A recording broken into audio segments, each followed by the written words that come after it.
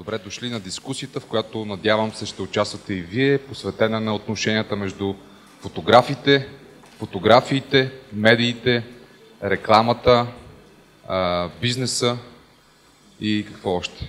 И всички, които обичаме фотографии. В дискусията малко по-късно ще се включат различни експерти с, надявам се, интересни мнения. Какво по-подходящо място за тази дискусия от VIVACOM Art Hall. Намираме се сред прекрасните портретни фотографии на мистер Бен Ритър. Аплодисменти за Бен Ритър.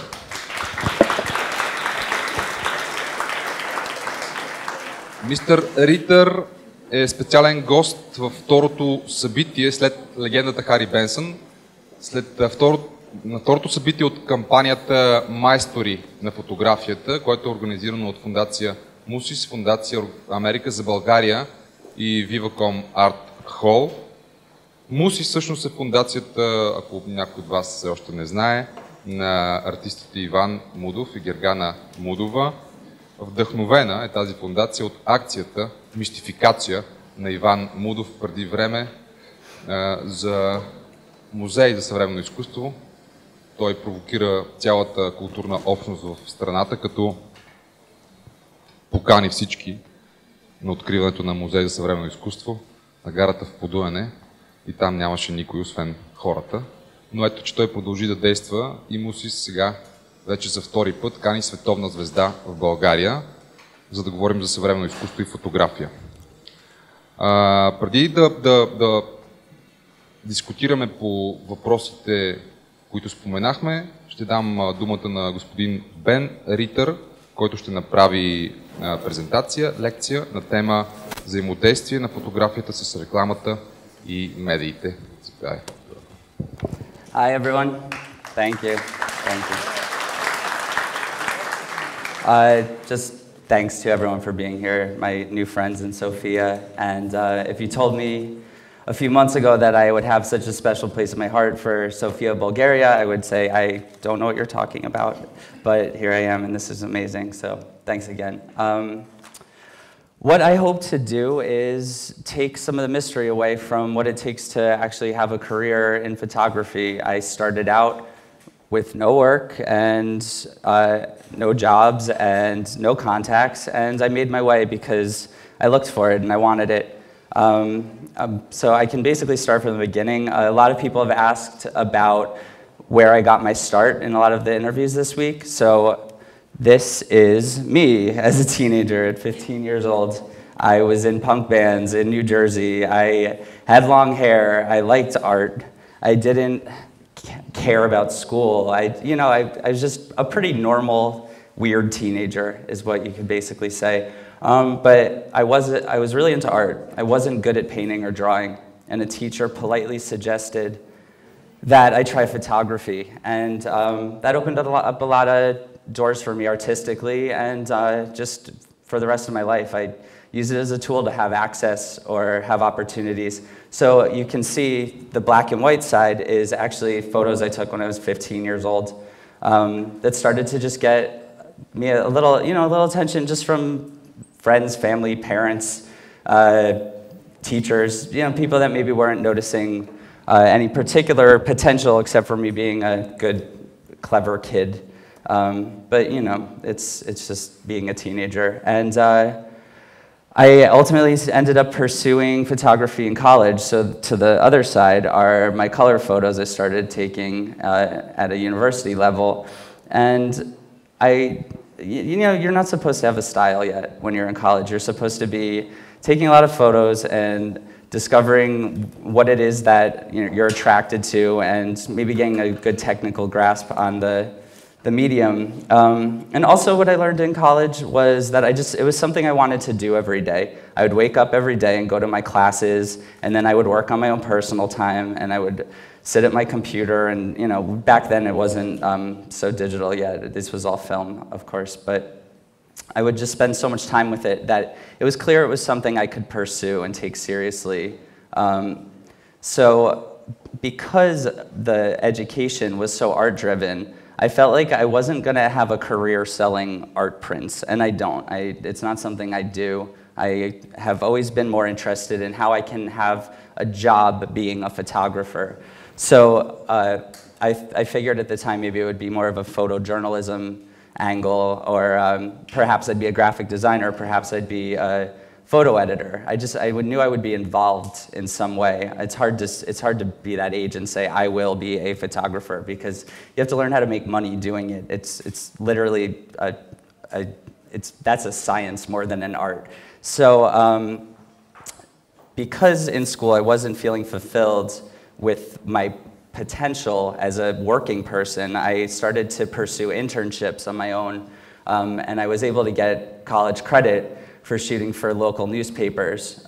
They needed young people to just go do restaurant reviews, shoot local artists, or cover little news events. It's not mind-blowing work. I'm not sitting here saying, look how amazing I was in college. I wasn't. I was learning how to take assignments, and when digital photography started to become popular around 2002, I invested in my first DSLR camera. I got a Canon 10D, and my parents did help me buy it, and thanks, Mom and Dad. It was a good investment. It wasn't good for art because it didn't have a lot of megapixels back then, but it was perfect for this kind of quick turnaround journalism.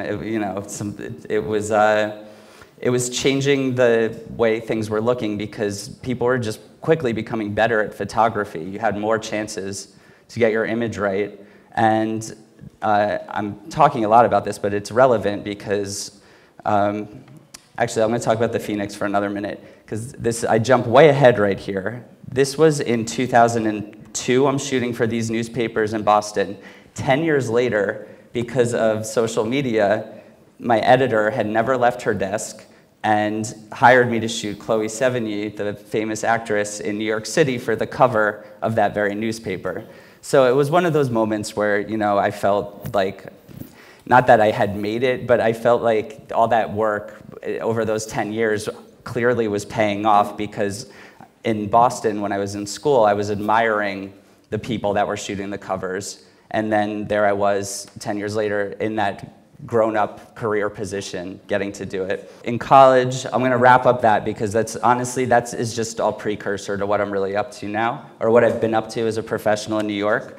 I will say about college, they had put such an emphasis on printing photos in the darkroom and critiques that I wasn't out there shooting a lot. I was missing so many opportunities to be a photographer with a camera and making art. I mean, I have my personal work in this show. Those are accidental photos. Because I was available to be present in that moment and take those photos, they happened.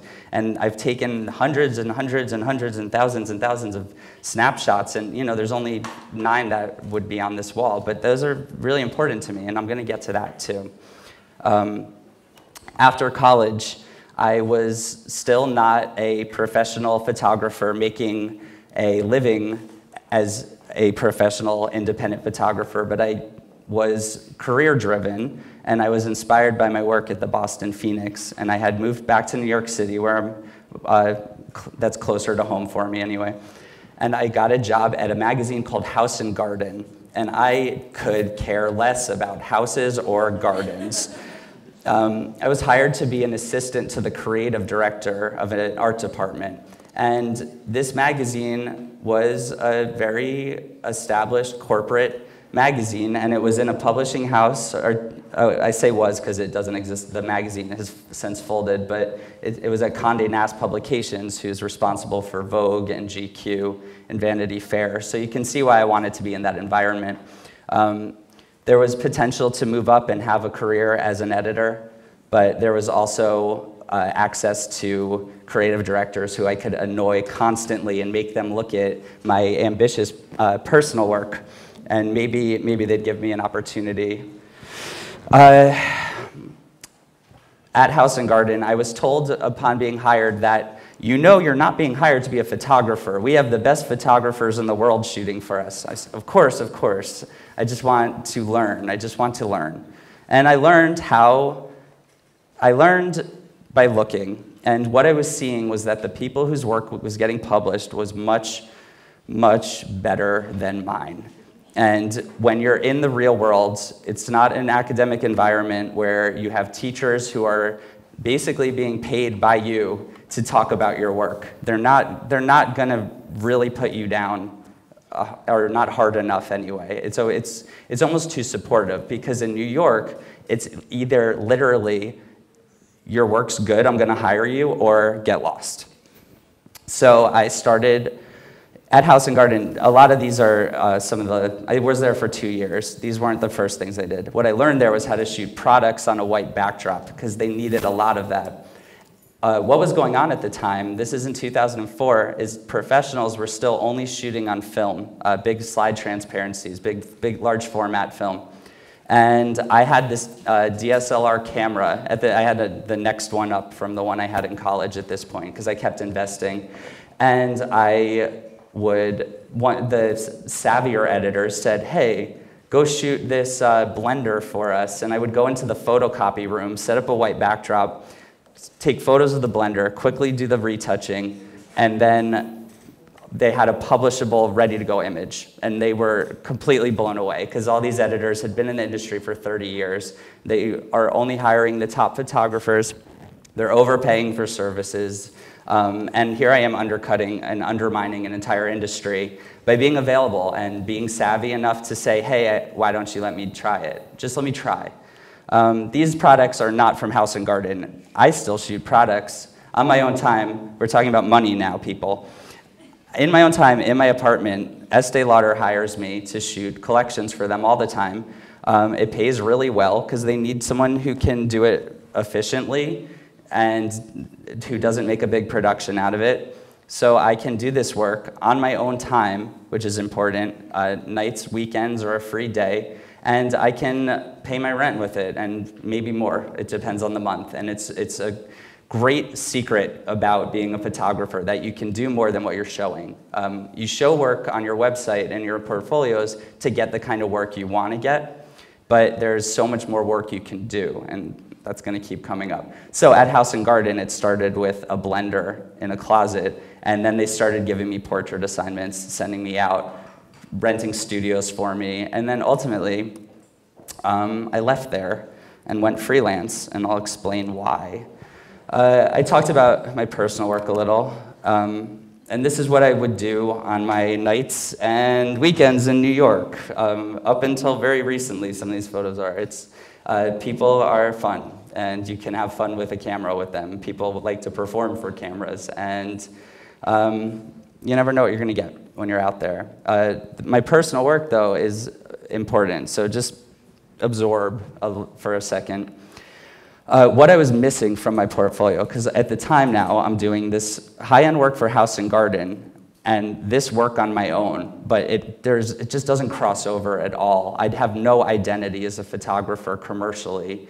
So I'm either going to get hired to do kind of like lame, boring portrait work, or I'm going to take my pictures for free and show them.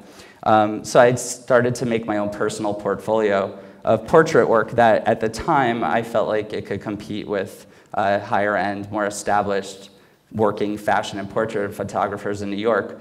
What's fun about this is all these wallpapers in the background I actually would steal from House & Garden, from the prop closet, and make backdrops in my tiny shared apartment in the East Village of New York. But I had, at this point I had my camera and I was playing with lighting, and I took some strong images. I still, the one in the top middle, that's actually Keith Richards' daughter, Alexandra Richards. So it's also, when you're in the city environment, you have access to people that might maybe get you a little more attention, or they're just so gorgeous that they're just great to photograph. And it's all about getting attention.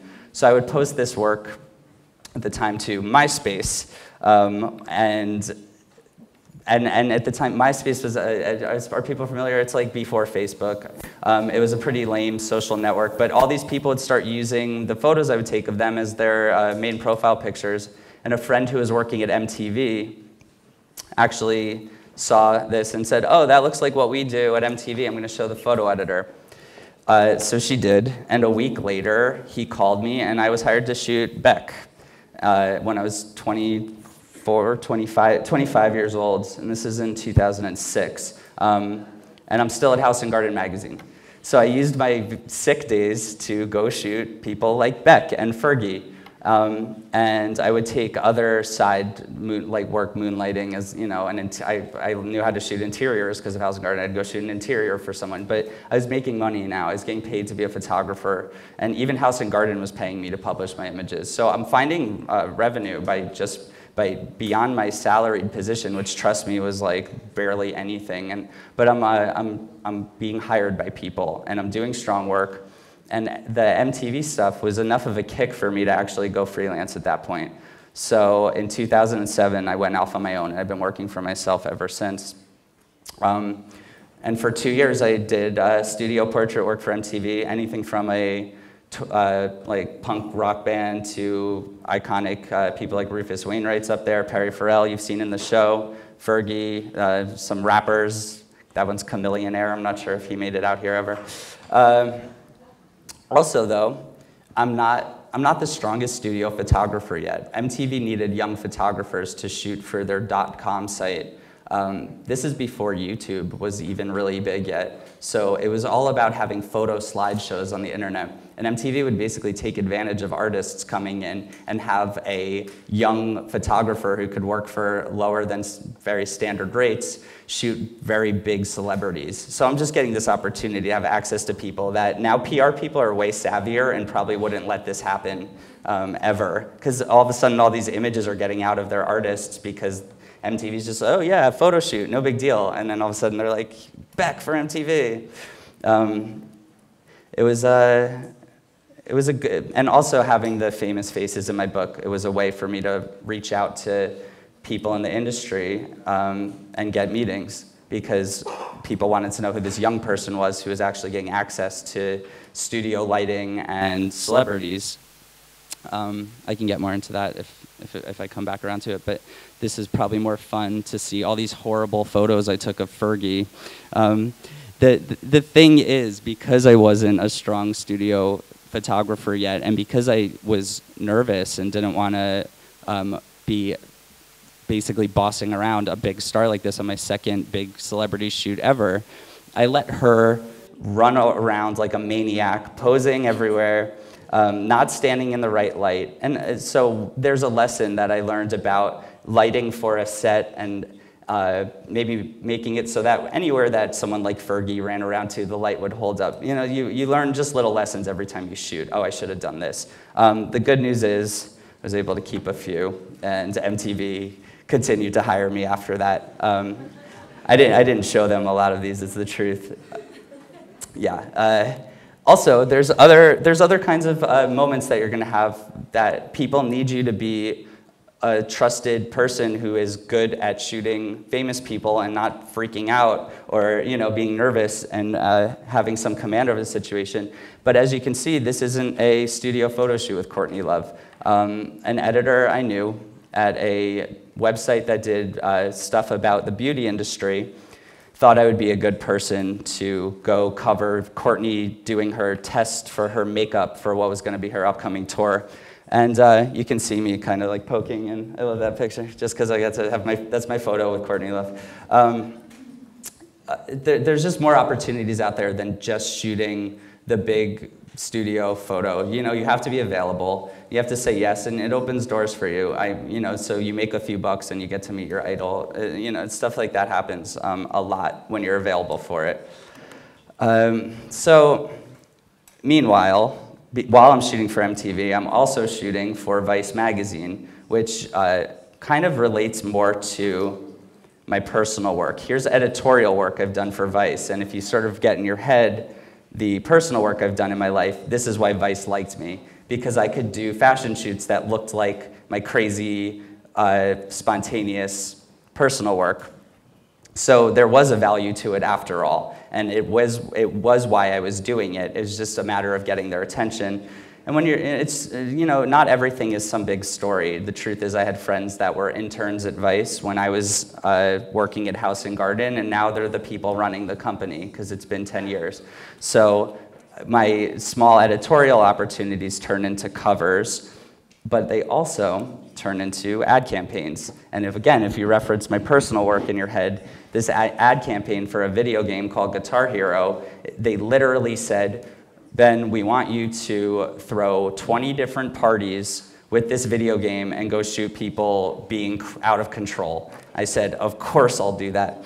This was right after I went freelance, actually. So this was my first big campaign opportunity, and they did not pay me nearly enough. They took total advantage of me, but I was out there, I was independent, I was working, and I'm getting a Guitar Hero campaign. And because this was successful, a company like that Vice the magazine is also a creative agency.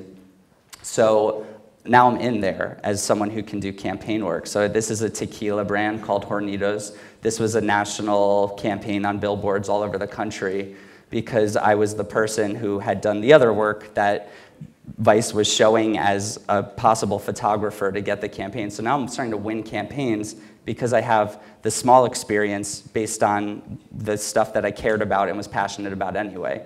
So I was able to start to move away from the house and garden commercial work, the Boston Phoenix commercial work, and actually turn the things I was interested in into what would become my commercial career.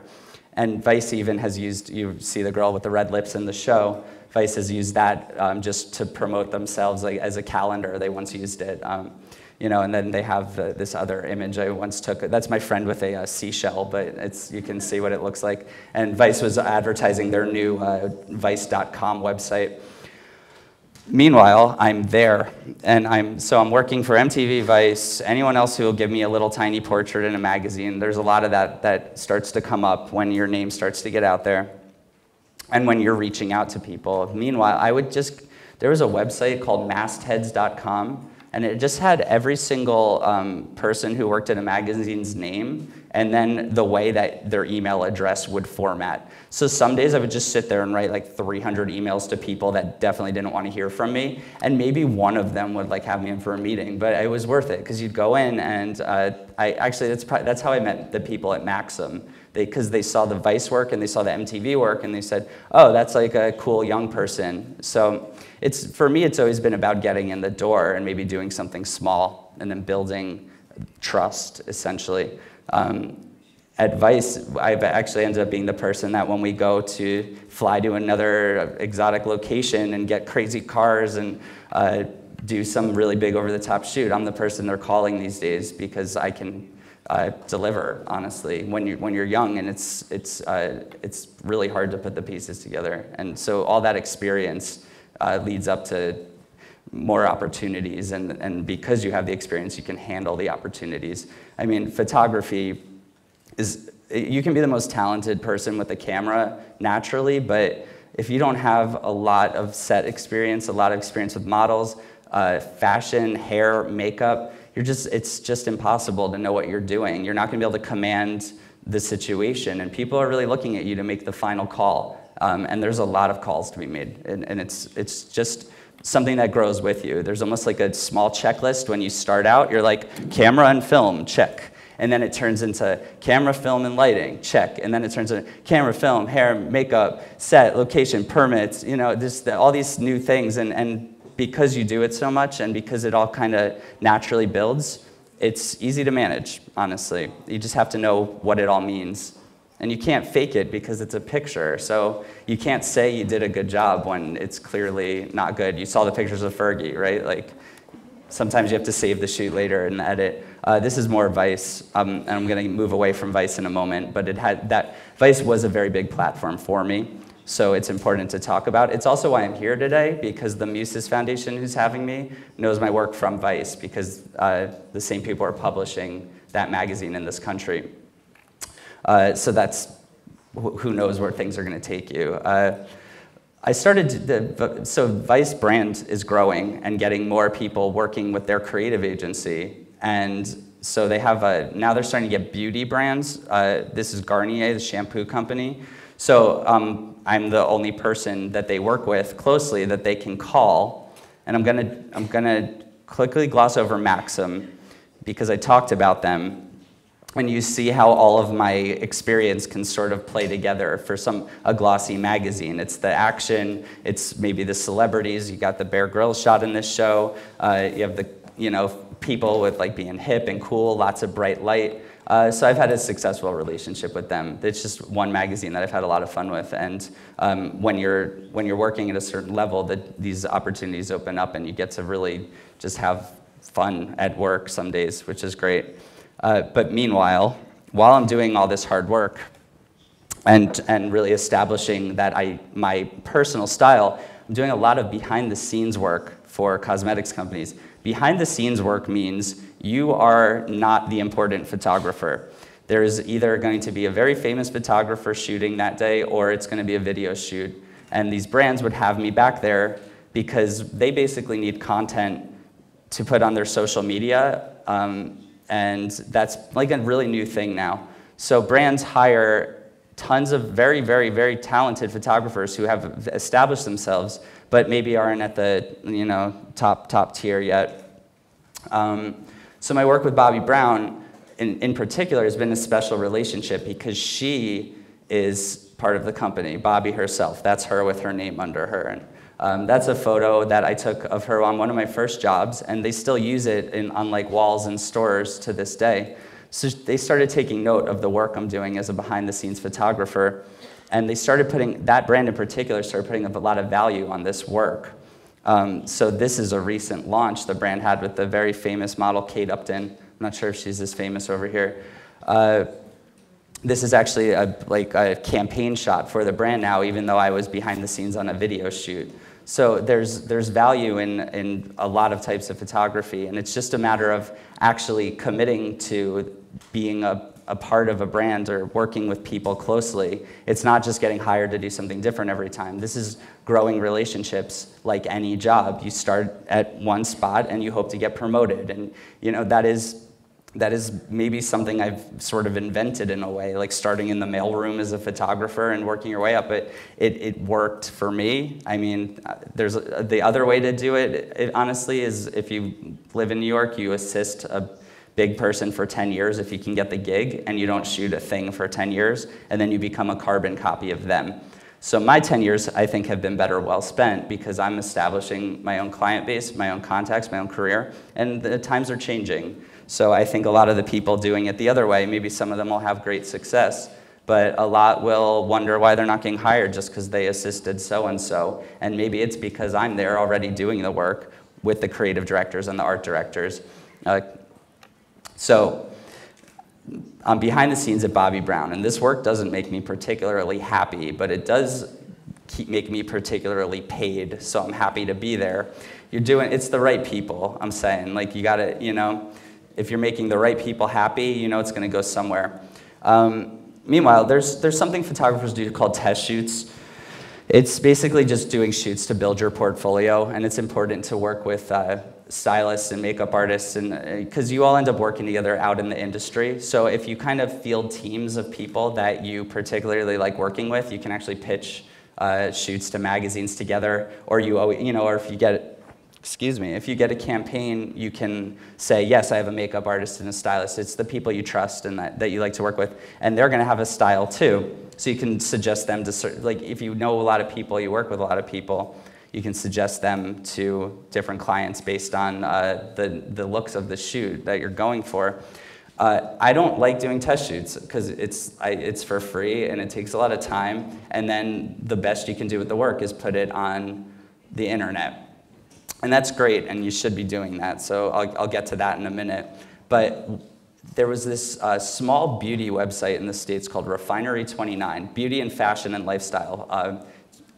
And one of my friends, now this is recent, this is the last 3 years now, so my friends are starting to also grow with me. It's not me on my own anymore. We're all in our 30s, and they're becoming the photo editors and the bosses and the art directors finally. So, and I'm in my established position. So you really do feel the community grow around you when you're doing the work a lot, because it becomes your friendships and your closest relationships.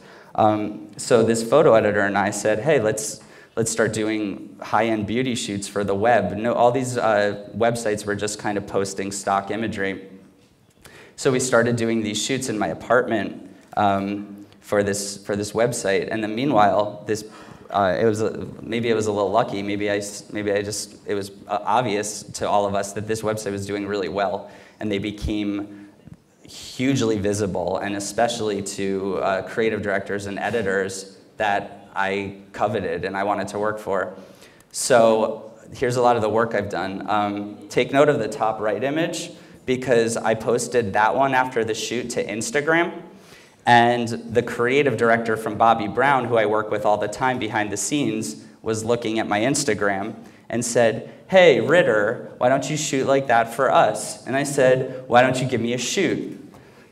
Boom. So what I did was, after essentially 7 years of doing small portrait projects or behind the scenes work with this brand in particular, I'm now shooting their campaigns. I have the whole season this season.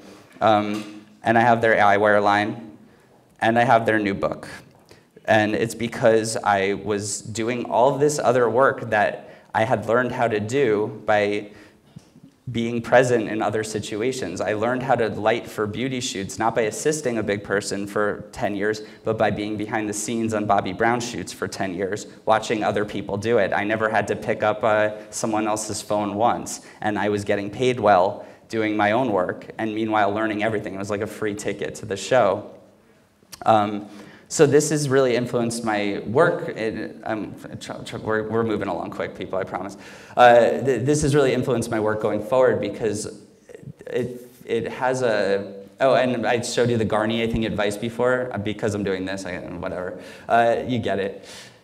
The work I'm doing now, I feel like I have a future with it. I can keep doing this work, and I can grow with this work. The beauty in the portrait work, it takes a certain sophistication and an experience level, so it's something I can bring to the table that maybe a lot of people can't, and therefore I have something to market. And it's been attracting more and more clients in that way. So I just did this project for Adidas like right before I came here. And the same thing happens with when your name's out there and you're doing a certain type of work at a high level.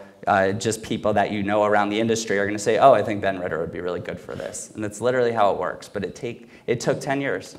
So that's the thing. You know, I didn't start out just walking out with a camera saying, "Oh, I'm cool, I'm going to get this work." I busted my butt, and you make your own luck. I don't love that expression, but it's true.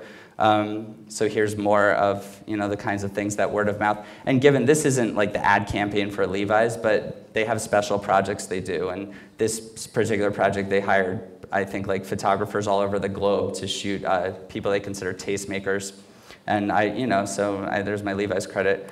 And then you have to keep up with your own personal projects too. This magazine called Jacques had me shoot their whole current issue. And it's all shot on film, and there's no retouching. So it really brought me back to my roots as a photographer, just using old manual cameras and just really pushing my own artistic ability. Because you do lose, when you're shooting all the pretty faces on white backdrops, you sort of lose your identity as anything of an artist at all. The same thing the story was with the Sneeze project. This girl happens to be the art director and genius behind the idea of this project and brought it to me. She works at an ad agency, and now that ad agency calls me. So, you know, it's another just person I knew before she was, and now she is. So I'm in the top row, if you can find me. I look like an animal of some sort. And this project was really successful because it was very down to earth, it was very fun, and it included, there's 100 of these portraits. It was just brought people together like a community, and it got people talking, and that's always the idea. And then you use the internet, you use Instagram, you use Facebook, because I don't care what people have to say about it, it's free, and you can reach a lot of people. And when you reach people, you get opportunities. And when you're nice and you do a good job, you get another opportunity. And they grow, and it truly grows, and I'm evidence of it. Because when I started, I started with some thoughts about what I wanted to do. Some people ask what I bring out with me. Here's a typical small day with my kit. I'm sure only a few people in here are completely interested in this. If anyone's very interested later, I'll be happy to bring that back up on the screen. And here's some of me at work, behind the scenes. My assistants love taking pictures of me when I'm having to get on the ground to shoot like a shoe or something because I hate it so much. So I have a lot of those. It's, you know, the job is so fun when you're getting to do what you want to be doing with it. But as I've shown you, I don't wake up every day and have the best day. I go do what I have to do to make money, keep my clients, keep them happy, and keep myself happy enough, honestly. And then the opportunities come when you do your own personal things. You work with other people. You show the people that you're working with what you're doing with the other people, and the people that are hiring you are going to move around. They're going to go to different companies, different magazines. It spreads. It is viral, truly. Here's me this week, having the best week ever. Thank you, everyone. I can't believe how amazing this has been. I can't believe that everyone stayed in this room while I talked this whole time. I'm in love with all of you. If anyone has any questions, right now would be a great time to ask them. If you want to come back in and maybe start a dialogue, I'd be happy to. And you know, you can ask about any work in the room, any experiences I've had, anything you want to know about just working in a day-to-day kind of life. I'd be happy to talk. Thank you.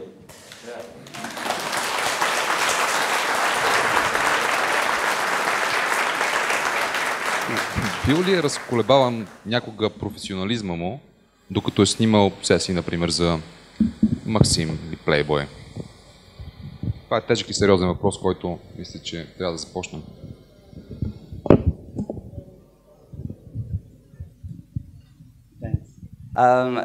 Of course, I notice how beautiful the women I'm shooting are. You know, but when it comes down to it, they are there to be photographed as a professional model, whether they are professionally a model or not. It's my job to treat them as such. So yes, you notice how beautiful someone is. Sometimes you shoot photographing someone who's not a model and you're more into them because maybe they're super cool and super fun. So you know, it's a social environment, it's a social job, and you definitely meet all sorts of beautiful people, and it's best for your reputation to keep it professional. That's Thank you. Има ли въпроси? Сега? Someone? Добре.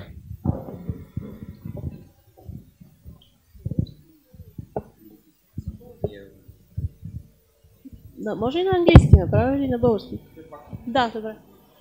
Аз искам да попитам, понеже той спомена за времето му прекарано в университета.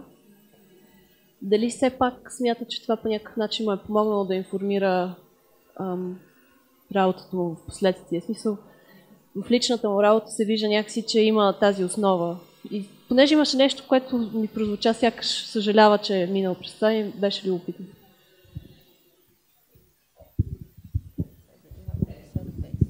Thanks. The question was about college and if it helped me build my work up and my base of my work. I honestly, that work, it was a good way to have it basically padded my portfolio that I started developing when I got to New York and started to feel like I needed to compete a little more, or maybe establish myself as a professional more. So I honestly did my best to shuffle it out of my collection and just start fresh, because that's also an important thing to do sometimes. Just because, you know, you want to move things out of your portfolio and move on from them and keep your work fresh all the time. So as much as I valued the images I have and the time I had there were very few from then where I felt like I really knew what I was doing as a photographer. So the images, I was just a bigger fan of other people's work, honestly. I didn't connect with the images. I didn't feel like it was something I made. I just felt like I kind of lucked into some good shots here and there. So, you know, it's the work I do now, it's harder for me to rotate it out because I produce more work I like more quickly because I have such a grasp on what it takes to make nice images in terms of my style. So, is that?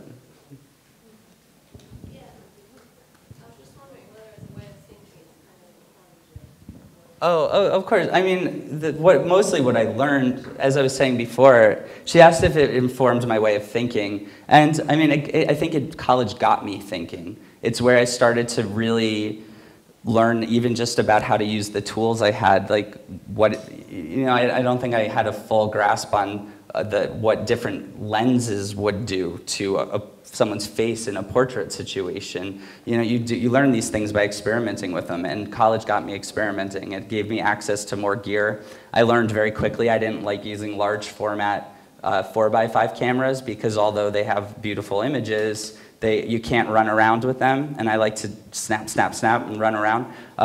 So it was definitely an experimental time, and I was definitely taking it seriously. I was very dedicated to going to class, but they just didn't teach me the right things. I think maybe other people might have done well in the environment, but it was a much more art-driven school. And so that's why a lot of what I learned was when I went out on my own and pursued the things I was interested in, and why I got the newspaper work. But it was that environment that kind of pushed me to do it, because I wasn't feeling fulfilled there. And doing that led to the next thing. So, I think whatever situation you're in, you can always critically think about what would make your own situation better.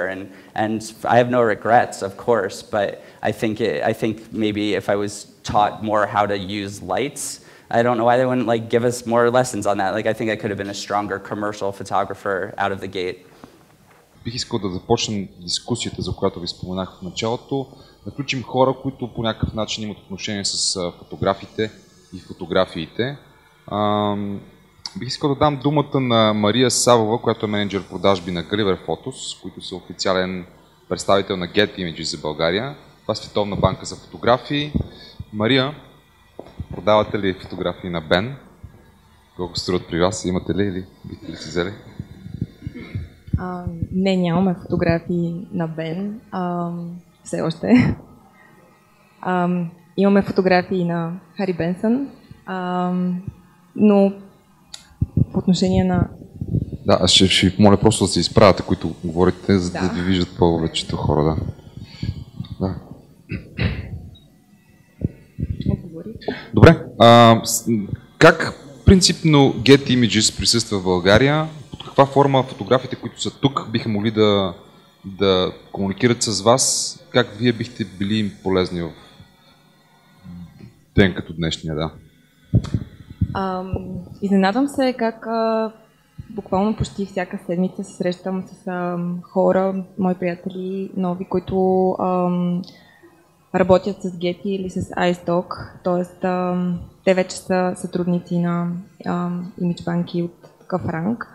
В момента е активна кампанията на Get Images Grants. Не съм сигурна колко от вас са чували за тях. Това са едни програми, които се случват за 10-та поредна година и целят да спонсорират независими фотографи, които са специализирали в различни области, като репортажна фотография, портретна или креатив фотография. И това е възможност за абсолютно всички от вас. Няма никакво значение дали работите за дадена медия или прес-агенция. Може да кандидатствате до 15 май. Е отворена конкурсната програма. Една друга възможност, която целогодишно се случва през сайта на Getty, може да кандидатствате там с вашето портфолио. Getty от един месец е създала едно мобилно приложение, с което директно на iPhone си получавате фид какво в момента се търси като сток фотография, колко време имате на разположение, за да качите своите снимки там, какво друго е качено от вашите колеги фотографии и да, това е най-новото нещо. Добре, нужно ли е за фотографите, които работят с вас, които биха работили с вас, биха дали свои фотографии, по някакъв начин да имат посредник за това или трябва директно да комуникират с вас? Всичко става през сайта на Getty, но Галивър като представител има също много добра обратна връзка от страна на компанията, какво се търси в момента и всякаква консултация, която може да се направи, ние сме на среща, така че после ще си Добре. поговорим, надявам се. Чудесно. Мария, останете да Благодаря. участвате в дискусията. Сега бих искал да дам думата на адвокатите по авторско право, които са доста в тази дискусия тук. Важно ли е фотографа да има посредник, адвокат в отношенията си с медиите, бизнеса, рекламните агенции и света? Въпросите ми са към Момчил Младенов и Андрея Андреев от адвокатска кантора Арсис Консултинг, Радослав Парушев от адвокатска кантора Овчаров и Парушев Law Firm и Елена Милър, която е партньор в адвокатска кантора Божинов и Божинов. Те са тук при нас. Заповядайте, да. Здравейте. Разбира се, че е важно адвокат да консултира всеки фотограф, когато той влиза в отношения с рекламна агенция или с клиент. Фотографията и рекламната фотография в частност е обект на авторско право и като такъв е защитена по нашия закон за авторското право и сродните му права. Въпреки скептицизма към всичко в България, бих искал да кажа, че това е един много добър и европейски закон и предлага голяма степен на защита на авторските произведения, в частност на фотографиите.